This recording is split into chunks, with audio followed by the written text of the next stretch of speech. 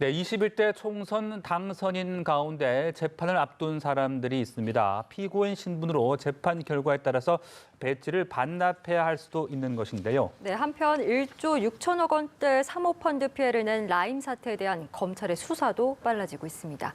관련 내용들을 김한규 변호사와 함께 짚어보겠습니다. 어서 오시죠. 네, 안녕하십니까. 네, 총선이 끝난 지 이제 얼마 되지 않았는데 지금 당선인들 가운데서 재판을 앞두고 있는 사람들이 좀 적지가 않습니다. 좀 짚어보고 싶은데요. 먼저 울산시장 선거 개입과 하명 수사 의혹 사건, 이 황운하 전 울산지방경찰청장과 그리고 한병도 전 정무수석인데요. 지금 검찰이 파악하고 있는 주요 혐의를 비롯해서 또 이 당선인이 되면서 이제 신분이 바뀐 만큼 어떤 재판 절차에 달라지는 점도 혹시 있는지도 궁금한데요. 네, 사실 그 이번 선거 같은 경우는 지금 이번에 앞서 말씀하신 뭐 울산시장 선거 개입이라든가 네. 뭐 패스트트랙이라든가 이 검찰에 의해서 이제 기소된 그 정치인들이 많이 출마를 하셨어요. 그리고 네. 출마하신 도중에 또 많이들 당선되셨고요. 네네네. 사실 상당히 이례적인 경우인데요. 그 당선자 신분이 되고 이제 국회의원 신분이 되면은 일단은 헌법상으로는 이제 부채법 특권이 인정되지 않습니까? 그래서 뭐 재판 같은 거 진행할 때도 뭐 회기 운영이라든가 이런 점을 감안해서 재판 진행이 원만할지 좀 의문은 들긴 드는데요. 네. 그래도 이 울산시장 같은 경우 선거 개입 사건 같은 경우는 사실은 이제 황운하 천장이라든가 한병도 수석 같은 경우는 이 선거 개입, 즉 울산시장 선거 개입 이번에 또 피해자라면 피해자라고 할 수 있는 김기현 후보자도 당선되지 않았습니까? 예, 이 김기현 그 시장 후보자랑 그 현 시장이랑 이제 선거 가는 과정에서 청와대가 개입했다. 그 와중에 이제 황운하 전 청장이 울산청장이 이 경찰이 동원되는 의혹도 있고 그 당시 경쟁자였던 이번에도 선거에 출마했던 임동원 이제 그 시도 같은 경우에도 회유를 해서 출마하지 못하겠다. 이런 수많은 의혹이 현재 있는데요. 네. 이제 검찰은 전반적으로 이제 선거에 개입한 선거법 위반이라든가 이런 위반으로 이 황운하 청장 당선자죠. 그리고 한병도 그 당시 정무수석을 이제 기소를 하나 했습니다. 네. 예. 그 당선인이어서 신분이 바뀌었 지금 상황이 어떤 재판 절차에 어떤 즉각적으로 뭐 달라지는 점은 없다라고 보면 되는 겁니까? 원칙적으로 네. 그 어떠한 신분인 사람이라도 네네. 재판을 진행하게 되고 피고인 신분이 되면 법원의 그 소환 명령에 따라야 됩니다. 소환에 계속 응하지 안 하게 되면 극단적으로는 이제 뭐 인신 구속이 될 수도 있거든요. 예, 네. 그런 점에서는 뭐 원칙적인 모습인데, 네. 근데 사실은 국회의원이 이제 막 그 당선된 시점에서는 뭐 법률용어로는 뭐 기일 변경이라든가 재판 지연이 될 가능성이 있거든요. 네. 뭐 일단은 국정 뭐 어떤 중요한 뭐 국정 감사가 있다, 뭐 이런 어떤 국회에 중요한 업무가 있다, 이런 온갖 그 핑계거리도 사실 있고요. 재판이 이렇게 일반 사람들 같은 경우는 빨리빨리 진행될 텐데 네. 이 국회의원 신분 있는 사람들 같은 경우는 그런 식으로 재판이 지연되다 보면은 뭐 1심, 2심, 3심 가다 보면은 또 현 국회의원 임기까지 끝까지 가지 않을까 싶기도 하고요. 네. 네, 재판 결과에 따라서 뭐 정치적인 파급이 있을 수도 있을 것 같은데 그 황운하 당선인의 경우를 봤을 때 경찰 고위직 신분으로 출마를 해서 당선이 된 케이스잖아요. 그렇기 때문에 경찰직의 유지 여부가 지금 주목이 되고 있는데 그 공무원 비위 사건 처리 규정에 의하면 지금 비위 수사 중인 경우에는 의원 면직이 허용되지 않고 있잖아요. 이 황운하 당선인의 경우에는 어떻게 되는 겁니까? 네, 그 원칙적으로 이제 수사 대상이니까 이제 의원 면직, 그러니까 우리가 흔히 얘기하는 뭐 사표 수리는 안 되는 겁니다. 이 규정이 있어서요. 근데 그렇다고 해서 또 국회의원 출마할 수 없는 거냐? 그건 또 아니거든요. 그 출마 자체는 허용되는 겁니다. 본인이 사표를 냈으니까 이 자체까지는 현재까지는 아무런 법적인 문제가 없습니다. 다만 그 5월 30일부터는 이제 국회의원 신분이거든요. 국회의원은 겸직 금지고 더군다나 고위 지금 경찰청장의 지위에 있는 어떤 고위 경찰 간부인데 이 국회의원과 이 공무원 신분은 겸직이 할 수가 없는 거거든요, 사실 네. 법으로. 이럴 경우에 사실 경찰청도 굉장히 좀 고민이 될 겁니다. 왜냐하면 이것도 역시 뭐 찾아볼 수 없는 그 이례적인 상황이기 때문에. 네. 근데 5월 30일 이전에는 그 어떤 식으로든지 이 신분을 결론을 내야 됩니다. 예, 뭐 극단적으로는 뭐 수사 대상이 되고 검찰 기소됐으니까 뭐 해임을 한다든가, 물론 해임에 대해서는 또 이제 황운하 후보 당선자는 다투겠지만 네. 신분을 정리해야 되지. 그렇지 않으면은 국회에서도 왜 당신은 계속 공무원 신분을 유지하고 있느냐 하면은 또 야권에서는 이거는 그 윤리특위에 넘겨서 징계된다. 또 이런 어떤 정쟁이 벌어질 가능성이 있거든요. 네. D-Day는 5월 30일까지는 신분이 정리돼야 됩니다. 네. 자, 그리고 최강욱 전 비서관 얘기도 좀 해보죠. 이 조국 전 법무장관의 아들에게 허위 인턴 활동 확인서를 발급했다는 혐의를 받고 있는데 이게 재판 결과에 따라서 당선 무효까지도 가능한 것인지 어떻게 좀 볼 수 있겠습니까? 이게 입시에 이제 이런 허위 인턴 증명서가 활용됐다 해서 이제 검찰은 업무 방해다 이렇게 기소한 사건인데요. 만일 지금 뭐 일단은 최강욱 당선자는 이 부분에 더 다투고 있습니다. 저는 그런 사실 없다. 근데 통상적으로 이런 업무방해 사건 같은 경우에는 만일에 이제 제 피고인이 이 사실을 인정을 하되 어떤 뭐 그럴 수밖에 없는 전반적인 사정이 있으면 대부분은 그냥 법원에서 유사 전과가 없으면 벌금형으로 마무리되거든요. 근데 지금은 무죄를 다투고 있고 검찰은 죄질이 안 좋게 보고 있습니다. 이렇게 되면은 무죄 아니면은 이게 사실 징역형도 법에 규정이 돼 있기 때문에 금고 이상의 징역형도 가능한 범죄거든요. 징역형 네. 이상도. 그렇게 되면은 만약에 검찰의 공소 사실이 사실이라면은 이제 국회의원직이 좀 위험할 가능성도 좀 배제할 수는 없습니다. 네. 지금 뭐 황운하 당선인 그리고 최강욱 공직 전 기강 비서관뿐만 아니라 지금 패스트트랙 충돌 사태로 인한 기소됐던 여야 의원들도 이제 재판이 28일에 예정이 돼 있는데 그 재판 결과에 따라서 의원직을 잃을 수 있는 지금 의원이 한 12명 정도로 지금 추정이 되거든요. 미래통합당 9명, 민주당 3명인데 당선 무효형의 기준이 각기 다르기 때문에 이게 좀 어떻게 차이가 나는지도 궁금하거든요. 네, 총 12명입니다. 근데 네. 여당 같은 경우는 3명인데요. 야당은 9명인데 서로 네. 다릅니다. 일반적으로 우리가 선거법 위반이라고 할 때는 이제 100만 원 이상 벌금 되면은 국회의원직을 상실하게 되는데 지금 이 9명 같은 경우는 선거법 위반이 아니고 이제 국회법 위반으로 기소된 겁니다. 지금 야당의 9명 같은 경우는 국회법 위반은 500만 원 이상 벌금만 선고돼도 국회의원직을 상실합니다. 근데 네. 이와 다르게 지금 여당 의원들은 국회법 위반이 아니라 그냥 일반 형사법, 그러니까 공동폭행이라든가 일반 형사법으로 기소가 된 것이기 때문에 네. 이런 경우에는 벌금이 아닌 그보다 훨씬 무거운 금고, 징역형 이상의 형이 선고되어야지만이 의원직을 상실하기 때문에 지금 검찰 기소만 놓고 보면은 야당 의원들이 훨씬 더 지금 위험한 상황이 아닌가.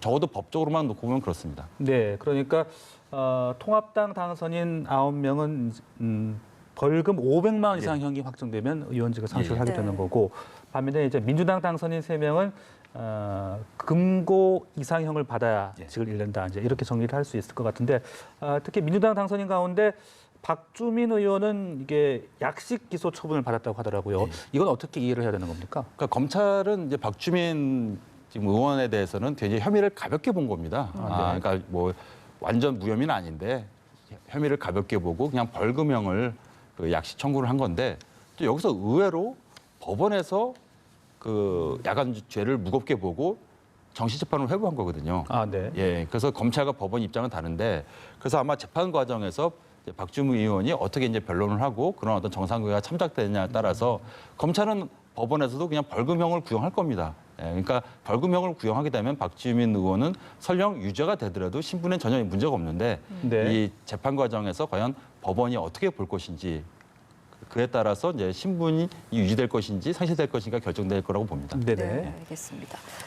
이번에는 라임 사태 이야기도 좀 해보겠습니다. 라임 사태에 대한 검찰의 수사 속도가 빨라지고 있는데 뇌물을 받고 금융당국의 내부 정보를 빼돌렸던 전직 청와대 행정관이 지금 구속이 됐습니다. 먼저 이 라임 사태가 어떤 사태였는지 좀 설명을 해주시죠. 네, 이게 사실은 최근 5, 6년 전부터 이 펀드 운영 과정에서 되게 등록이라든가 이런 부분을 정부 차원에서 되게 심사를 되게 완화했습니다. 그래서 돈이 상당히 이제 이런 라임 자산 운영 같은 운영사들한테 돈이 많이 몰렸는데요. 이 사건 같은 경우에도 사실은 라임 자산 운영이 사실 2018년만 해도 이제 3조 한 6천억 정도의 이제 펀드 자금이 들어왔는데 작년이죠. 2019년 7월에는 무려 5조 8천억까지 돈이 몰린 겁니다. 사실 이렇게 돈이 펀드 자금이 들어오다 보면은 이것을 수익을 내기 위해서는 계속 이제 투자를 하거나 이렇게 해서 뭐 아주 쉽게 말씀드리면 계속 어떤 과정에 수익이 나와야지 이 투자하신 일반 국민들에게 투자자들에게 또 그에 상응하는 수익이 돌아오게 됐는데 네. 근데 너무 돈이 많이 들어가다 보니까 이제 수익을 낼 수 있는 대상이 또 한계가 있다 보고 약간 리스크 있는 곳에도 이제 투자를 하게 되고 이렇게 하다 보니까 그 급기야는 이 투자자들에게 아주 환매 중단이죠. 투자자들에게 이 돈을 돌려줄 수 없는 상황까지 오게 된 겁니다. 이렇게 되다 보니까 이게 지금 현재 무려 1조가 넘는 그 피해액이 발생하고 피해자만 해도 지금 이게 수천 명에 달한다고 지금 알려지고 있습니다. 네, 네. 지금 뭐 개인만 4천여 명, 법인 500여 개, 1조 6,700억 원대 피해를 낸 사태인데 사실 그 제보 녹취록에 따르면 라임은 이분이 다 막았다 이런 내용이 나오잖아요. 이게 전 청와대 행정관이 어떤 역할을 했길래 이런 얘기가 나온 겁니까? 현재까지 알려진 것은 그러니까 지금 바로 얼마 전에 구속이 되었죠.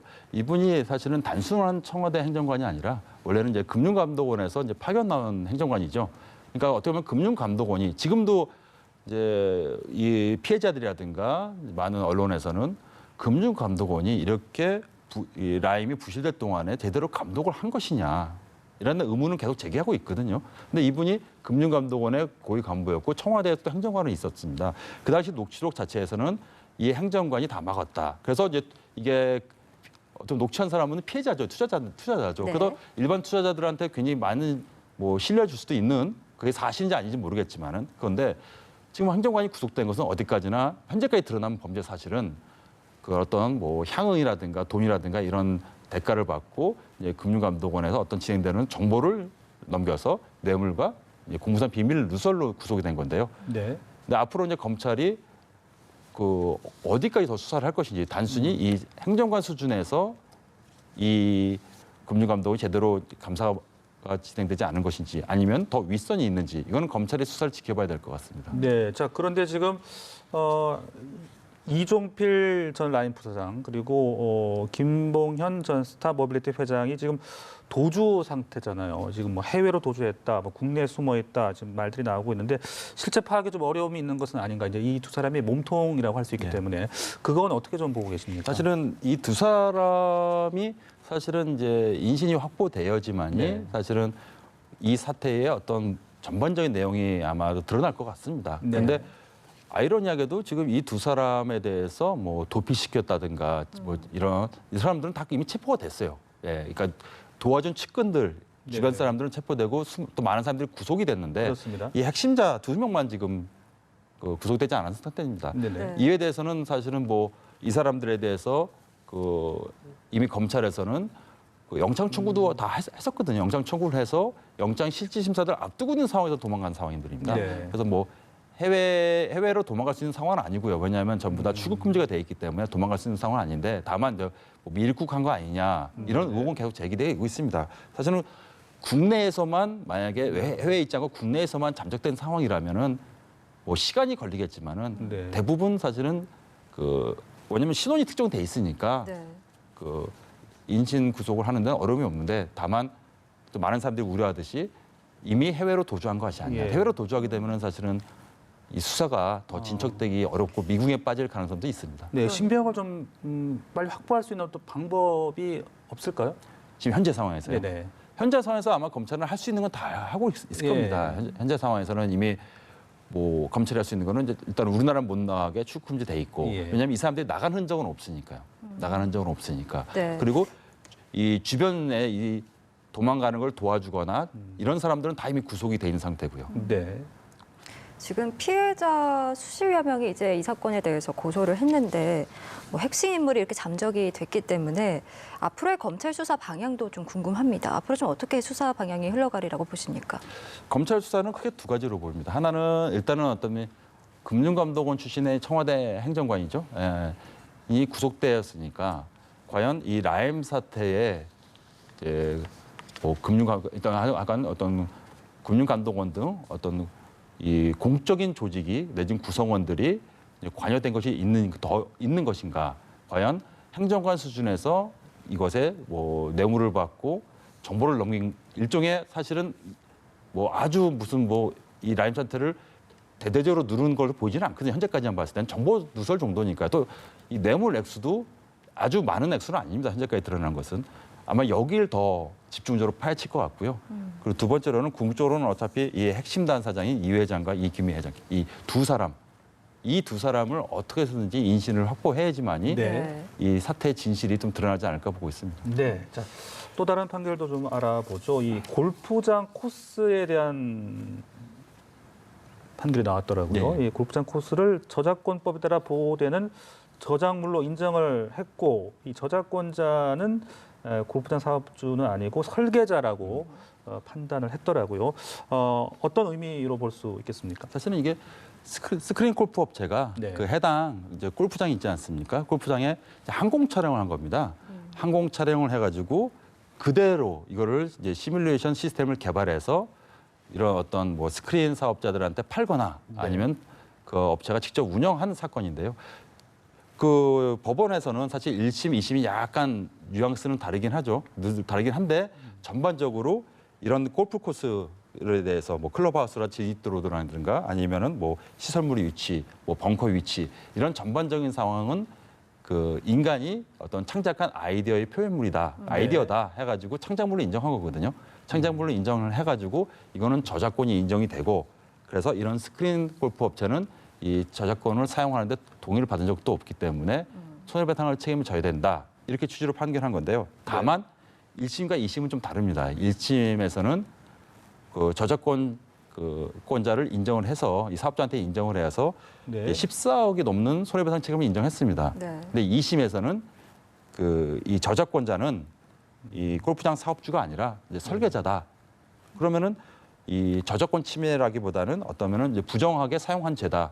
사용한 배상 책임이 있다 해서 손해배상액을 14억이 아니고 한 3억이 넘는 돈으로 좀 축소를 했습니다. 네. 이게 이대로 대법원에 확정이 됐고요. 네, 그러니까 1심에서는 이제 사업주로 본 거고, 예. 2심에서는 설계자에게 저작권이 있다고 예. 본 거고, 대법원은 이제 2심대로 예. 인용을 했다 이렇게 이해를 하면 되는 예. 겁니까? 네. 네네.